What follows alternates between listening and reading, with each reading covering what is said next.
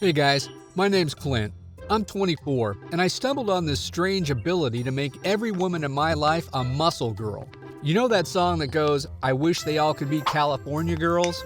Yeah, well, I wish they all could be muscle girls. Jolene wasn't a muscle girl when we started dating, but after a few months, she got into this weightlifting class and became obsessed with pumping iron and growing monster muscles. Before I knew it, Jolene had a broader chest than me, and her biceps dwarfed mine. I remember this one time, I almost stepped into traffic, and she pulled me back and saved my life. I felt her power for the first time. After that, I grew to enjoy it. I could really feel Jolene's love, and her muscles gave me a sense of security. But the trouble was, Jolene was becoming a really popular muscle girl. She competed in these weightlifting competitions, and they wrote articles about her physique. If she wasn't training or lifting, she was taking photos or doing interviews. It wasn't just the time I was losing with her, it was the attention. Jolene was constantly having to reschedule our dates, and if we managed to get some time together, she was always distracted with calls or texts. I guess with her growth in muscles and popularity, our relationship was becoming unbalanced. I didn't realize it was bothering me so much until Jolene accused me of being bitter. I'll admit, I had been complaining, but it was because she made everything about bodybuilding. It was like, if I wanted to spend time with her, I'd have to go to the gym. And then she started pressuring me to get in better shape myself. I tried, but I just couldn't keep up with her. I started to think that maybe I was just holding her back. And after Jolene tried to reschedule another date, I wrote her a letter and pretty much broke up with her. I told her that I knew she'd go far and I would miss her. I tried to date other girls, but it just wasn't the same. I missed Jolene's muscles and her strength, and something about being with less muscular girls just didn't do it for me anymore. In my mind, I thought that would be the answer. Just find some muscle girl clone to replace Jolene, and I'd be able to forget about her, which is exactly what I did. I joined some online forums with muscle girls and their fans, and I started going to bodybuilding shows. But it wasn't easy finding a girlfriend with big guns. So I continued seeing girls with less muscular physiques. Still, I couldn't get muscle bodies out of my mind. I started to imagine what my dates would look like with monster biceps or big boy thighs. I even thought about saying something to this girl, Marjorie, who I had been out with a few times, but I decided I should keep my mouth shut like a gentleman. But that night on my way home, something strange happened. There was a man in the middle of the street. He was on the ground, and it looked like he was hurt. I slammed on the brakes. He was responsive, and I got him into the passenger seat and split to the nearest urgent care center or doctor's office. In the car, the guy started babbling, rambling like I was his old army buddy or something, recollecting about old girlfriends. He kept saying to me that wishes do come true. "Anything you could wish for in the world," he said. "What would it be?" "What, like on your birthday or something?" I asked. "Make a wish and change your life." I wish they could all be muscle girls, I thought to myself, pulling into the ER. Got out to shout for help, but when I turned around, that bearded guy was gone. Not in the car, not around the corner. The hospital attendees must have thought I was crazy, so I got out of there. When I got back home, there was a birthday cake and a dozen candles lit. Gave me the heebie-jeebies, and I checked the apartment to be sure I was alone. I was, and there was a greeting card on the table by the cake. It said, "Who cares when your birthday is? Make a wish.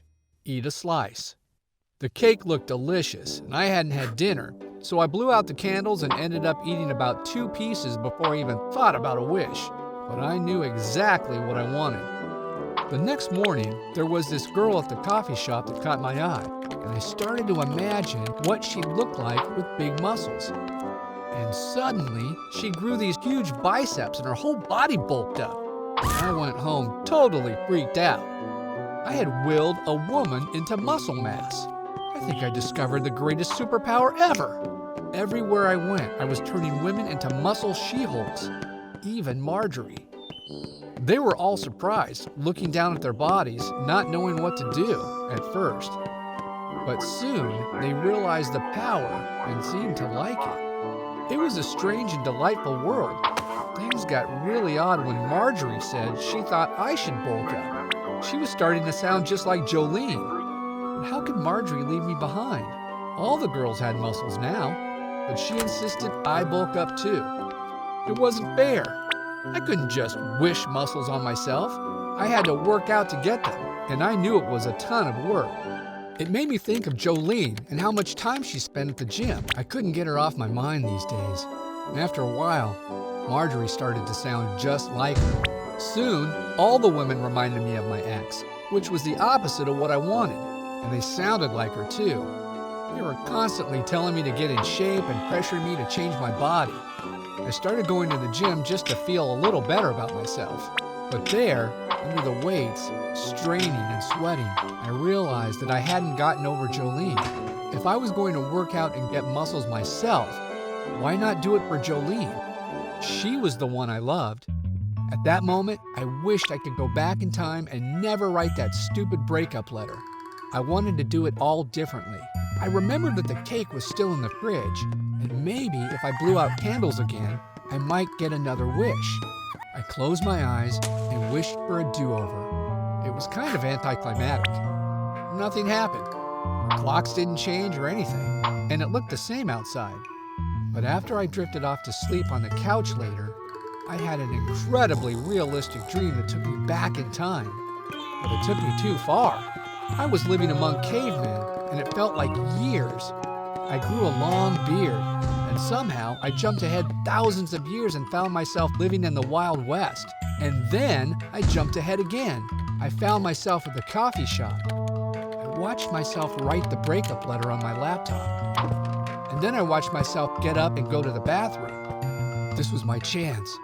While the other me was gone, I sat down and read my breakup letter to Jolene. I can see now that I was filled with insecurity, and the minute I deleted it, the floor crumbled from underneath me.